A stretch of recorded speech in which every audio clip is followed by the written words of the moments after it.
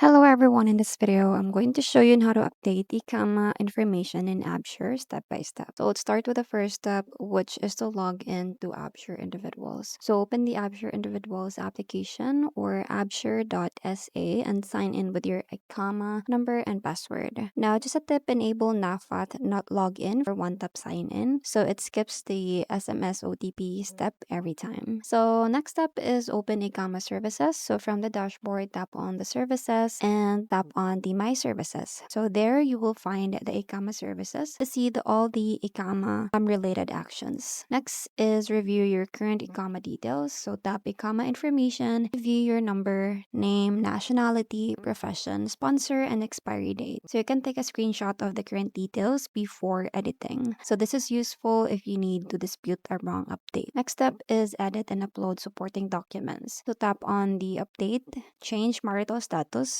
phone, email, or profession, then upload the supporting documents, which is marriage cert and etc. So documents must be a clear PDF or JPG under 2 MB. So blurry scans can get auto-rejected within minutes. Next step is verify with OTP and then submit. So enter the 4-digit OTP sent to your registered mobile, tap on verify, and your update is submitted for processing. So most updates go live in 1 to 3 business days, so you can check the requests tab for a live status instead of waiting for the SMS. So that's pretty much it. I hope you find this video helpful. Thank you for watching, and I'll see you in my next one. Bye!